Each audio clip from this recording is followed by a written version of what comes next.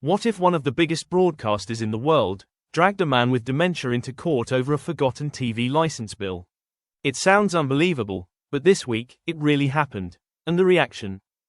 TalkTV host Kevin O'Sullivan erupted live on air, accusing the BBC of crossing a moral line so deep that even longtime viewers say they've had enough. Today, we break down the case, the outrage, and the growing storm around the BBC.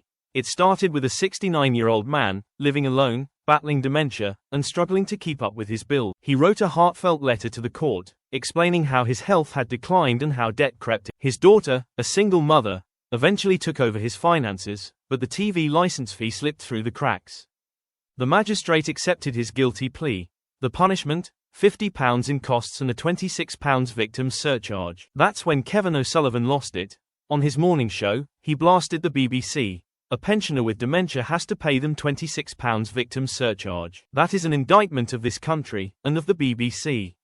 An utter disgrace. His fury didn't. He accused the broadcaster of being out of touch, overfunded, and ideologically biased. And he insisted that outside the UK, despite the BBC's global reputation, people don't realise how fed up British residents really are. The public reaction was immediate. Social media erupted.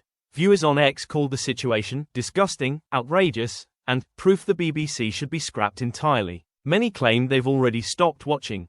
And just as the anger peaked, another BBC controversy flared up. During a special immigration-focused episode of Question Time, an asylum seeker in the audience was spotted wearing what looked like a headset. Reform UK MP Richard Tice accused the BBC of coaching the migrant, a charge that went viral within minutes. But the BBC pushed back hard. A spokesperson called the claim completely false, explaining that the man had simply forgotten to remove a pair of headphones before filming. The corporation added that contributors were never told what to say, only asked about their personal experiences ahead of the show. Still, the damage was done. A wave of distrust had already been set in motion, from courtroom outrage to accusations of political bias, to headlines questioning the future of the license fee. The BBC is facing one of its harshest public backlashes in years. Kevin O'Sullivan's fiery rant didn't create the storm, it revealed it. A growing belief that the broadcaster has lost touch with the people who fund it.